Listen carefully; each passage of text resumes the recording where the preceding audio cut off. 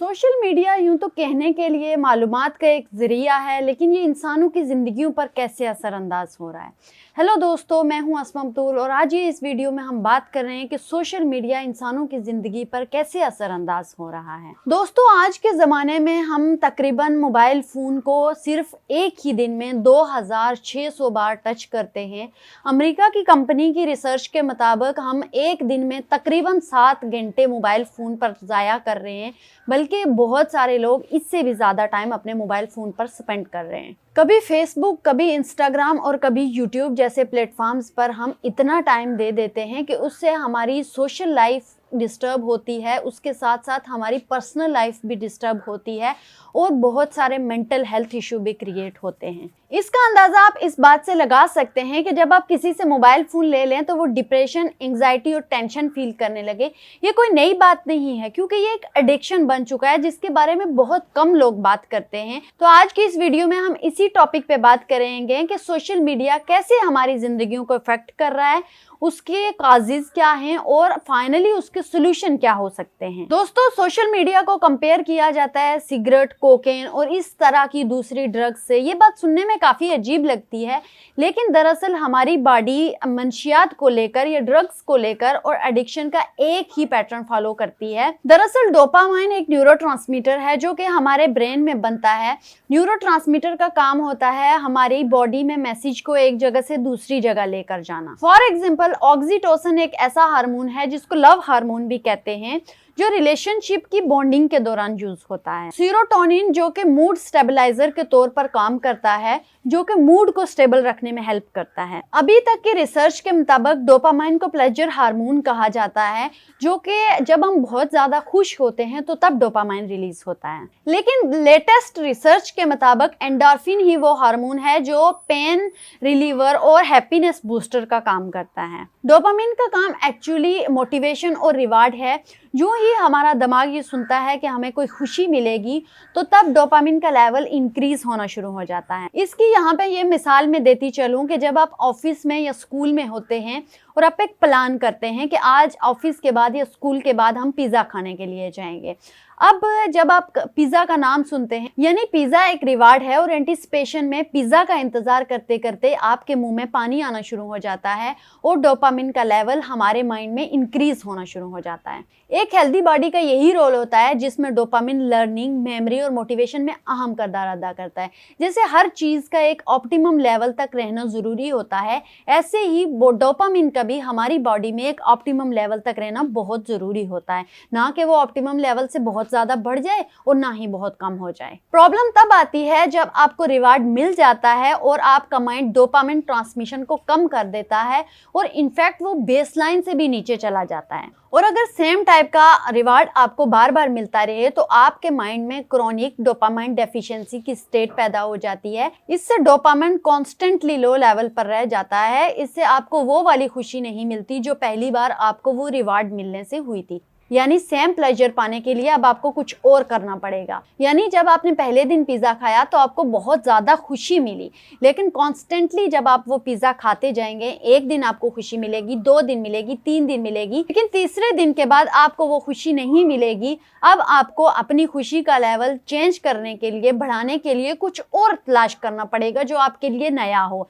जैसे फ़र्ज़ करें एक बच्चा है, अब एक बच्चे के बाबा डेली चॉकलेट लेकर घर आते हैं तो पहले दिन उसको बहुत ज़्यादा खुशी होगी कि उसके बाबा उसके लिए चॉकलेट ले रहे हैं, लेकिन जब मसलसल वो उसके लिए चॉकलेट लेकर आते रहेंगे तो उसका लेवल ऑफ एक्साइटमेंट कम होता जाएगा और वो मज़ीद किसी ऐसी चीज़ की डिमांड करेगा जो उसके लेवल ऑफ एक्साइटमेंट को बढ़ा रही हो। इस साइकिल को कहा जाता है हेडोनिक ट्रेडमिल। यानी अगर कोई बंदा CSS का एग्ज़ाम पास करना चाहता है और वो अपनी मेहनत से कर भी लेता है अपनी खुशी के लिए, तो जो पहले दिन उसे CSS का रिजल्ट सुनने के बाद खुशी होगी, वो एक्साइटेड होगा, वो नाचेगा, लेकिन कुछ ही टाइम बाद आप देखेंगे कि उसका लेवल ऑफ एक्साइटमेंट कम होता जाएगा। यानी पहले दिन जो उसको एक्साइटमेंट थी वो उसमें डांस कर रहा था, अब 1 मंथ के बाद वो वैसा नहीं करेगा। अगर वो करेगा तो लोग भी उसको पागल ही समझेंगे, लेकिन वो ऐसा नहीं करेगा क्योंकि उसका लेवल ऑफ एक्साइटमेंट वक्त के साथ कम होता चला जा रहा है, क्योंकि वो चीज़ जिसको वो हासिल करना चाह रहा था वो उसे हासिल हो चुकी है। अब ये पूरा साइकिल एक ट्रेडमिल की तरह काम करता है। यानी आपका ख्वाब है कि आप अमीर हो जाएं, आप हर दिन 5 स्टार होटल में खाना खाएं,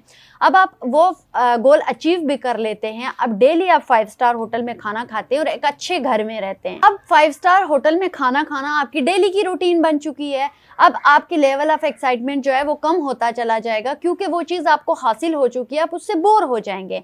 अब आपको सेम लेवल ऑफ एक्साइटमेंट तलाश करने के लिए किसी नई और बड़ी चीज़ की तरफ जाना होगा, जो उससे भी बड़े लेवल की अचीवमेंट होगी जो आप हासिल कर चुके हैं। अब सेम चीज़ सिगरेट और ड्रग्स के लिए भी एप्लीकेबल है। यानी जब कोई इंसान ड्रग्स लेता है तो पहले दिन उसकी मामूली सी अमाउंट भी उसको लेवल ऑफ एक्साइटमेंट को बढ़ा देती है, यानी उसको बहुत ज़्यादा खुशी देती है। लेकिन धीरे धीरे वो और ज़्यादा ड्रग्स को कंज्यूम करता है वो सेम लेवल की किक पाने के लिए, क्योंकि वो छोटी सी अमाउंट अब उसको उतनी खुशी नहीं दे रही। अब उसको सेम लेवल ऑफ एक्साइटमेंट के लिए बहुत ज़्यादा अमाउंट में ड्रग्स चाहिए, तो सो वो और ज़्यादा ड्रग्स लेता जाएगा। बिल्कुल इसी तरह सोशल मीडिया का इस्तेमाल भी एक एडिक्शन के तौर पर काम करता है। यानी जब आपके मोबाइल पर एक नोटिफिकेशन आता है तो आपका दिमाग एक रिवार्ड एक्सपेक्ट कर रहा होता है। यानी आपने की फ़ोटो किसी ने लाइक कर दी, किसी ने अच्छा कमेंट कर दिया, तो आपको खुशी मिलती है, यानी आपको डायरेक्ट रिवार्ड मिलता है। तो उस वक्त डोपामिन रिलीज होता है, क्योंकि हमारा दिमाग डायरेक्ट रिवार्ड एक्सपेक्ट कर रहा होता है। फिर हमारा दिमाग सेम चीजों की डिमांड करता है। जैसे पहले दिन आपको 50 लाइक्स मिले, दूसरे दिन आपका माइंड 100 के लिए डिमांड करेगा, फिर 1000, फिर 100 के, और इस तरह से सेम लेवल ऑफ एक्साइटमेंट पाने के लिए आपका माइंड मजीद चीजों की डिमांड करता रहेगा। अब हमारे माइंड में एक क्वेश्चन आता है कि हम कोई भी एग्जाम क्लियर करने के या कोई भी जॉब करने के या पैसे कमाने के एडिक्टेड क्यों नहीं होते, सिर्फ सोशल मीडिया और ड्रग्स वगैरह के एडिक्टेड क्यों होते हैं? तो इसकी दो वजूहात हैं। Ease of access and speedy reward, यानी जो चीजें यहाँ हो रही हैं वो कितनी इजीली एक्सेसिबल हैं और उनका रिवार्ड भी कितने जल्दी मिल रहा है। हम किसी एग्जाम्स में एडिक्टेड इसलिए नहीं होते क्योंकि उसका स्पीडी रिवार्ड नहीं मिल रहा हो, तो उसके लिए हमें लॉन्ग टर्म तक वेट करना पड़ता है और मेहनत करनी पड़ती है। सेम इसी तरह बिजनेस और जॉब में भी आपको बहुत मेहनत करनी पड़ती है और बहुत देर से रिवार्ड मिलता है, इसलिए हम जॉब, बिजनेस और पढ़ाई के एडिक्टेड नहीं होते। बिल्कुल इसी तरह जब आप एक मोबाइल फोन उठाएं तो आप सिंगल क्लिक पर सोशल मीडिया, इंस्टाग्राम, टिकटॉक जैसी एप्स को ओपन कर सकते हैं। उसके अलावा आपको एंटरटेनिंग कंटेंट भी मिलेगा जो कि आपके लिए एक रिवार्ड है और बहुत इजीली एक्सेसिबल। जैसे आप टिकटॉक पे आपको सर्च करने की भी जरूरत नहीं पड़ती, बस आप स्क्रॉलिंग करते जाएं और आपको नए से नया मटेरियल आपको आगे मिलता जाएगा।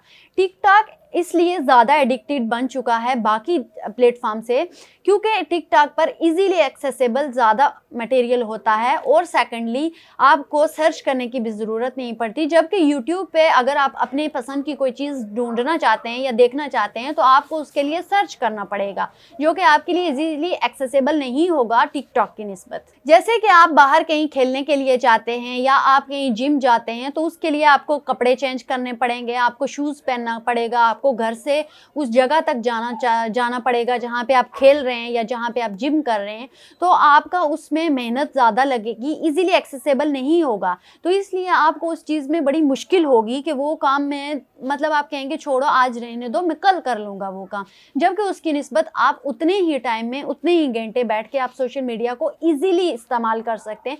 इनफैक्ट जब आप 3 मिनट के लिए, 15 मिनट के लिए आप सोशल मीडिया इस्तेमाल करना चाहते हैं, लेकिन आप स्क्रॉलिंग में अपना टाइम इतना ज़ाया कर देते हैं कि आप तकरीबन 2 से 3 घंटे लगा देते हैं उस ऐप को या उस सोशल मीडिया स्क्रीन को छोड़ने के लिए। सोशल मीडिया कंपनीज ने जानबूझकर ऐप्स को ऐसे डिज़ाइन किया है कि वो लोगों की साइकोलॉजी को समझकर उन्होंने ऐप्स पर काम किया है कि लोग ज़्यादा से ज़्यादा सोशल मीडिया पर कैसे अपना टाइम स्पेंड करेंगे, कैसे मोबाइल स्क्रीन को ज़्यादा से ज़्यादा देखेंगे। इन कंपनीज ने एक ऐसा जाल बिछाया जिसमें सोशल मीडिया के टैग के ऊपर जो कलर होता है उस कलर से लेकर सोशल मीडिया के लेआउट ऐसे बनाया जो ज़्यादा से ज़्यादा अट्रैक्टिव हो और लोगों को ज़्यादा से ज़्यादा अपनी तरफ खींचे। सोशल मीडिया के सबसे बड़े नुकसानात ये हैं कि इससे वक्त बर्बाद होता है, एंग्जाइटी, डिप्रेशन बढ़ता है दिन ब दिन, और सबसे बड़ी बात यही है कि लोग इंट्रोवर्ट होते जा रहे हैं, मतलब वो सोशलाइज होना बिल्कुल छोड़ चुके हैं। वो घर के अंदर बैठे पूरा दिन सोशल मीडिया पे बैठे रहेंगे, लेकिन वो बाहर निकलकर अपने दोस्तों के साथ एंजॉय नहीं करेंगे, बाकी लोगों के साथ बातचीत करना बिल्कुल बंद कर देते हैं, जिसकी वजह से एंग्जाइटी, डिप्रेशन और दिन ब दिन सुसाइडल केस में इजाफा होता जा रहा है। अब इस एडिक्शन को कम करने के लिए हमें सबसे ज़्यादा ईज ऑफ एक्सेस को कम करना होगा। यानी मोबाइल पे हमारी ऐप्स अगर लॉगिन हैं तो हम उनके सबसे पहले उनके नोटिफिकेशन को ऑफ कर लें, क्योंकि नोटिफिकेशन आता है तो हमारा माइंड ज़्यादा उस तरफ अट्रैक्ट करता है। तो हमें नोटिफिकेशन को ऑफ करना होगा। तो इस एडिक्शन को कैसे रोका जाए कि आप ईज ऑफ एक्सेस को कम कर दे, क्योंकि अगर ड्रग्स की दुकान आपसे दूर होगी तो फिर ये होगा कि आप ड्रग्स को कम लेंगे, क्योंकि आपका ईज ऑफ एक्सेस ज्यादा नहीं हो, क्योंकि आपका ईज ऑफ एक्सेस कम होगा यानी आप उस चीज को इजीली हासिल नहीं कर सकते, तो आप उसको कम से कम यूज करेंगे। दोस्तों आज के लिए इतना ही। अपनी राय कमेंट सेक्शन में देना मत भूलिएगा कि आपके मुताबिक सोशल मीडिया एडिक्टिव है या नहीं है, और आपके इर्द गिर्द कितने लोग एंग्जाइटी और डिप्रेशन का शिकार हैं।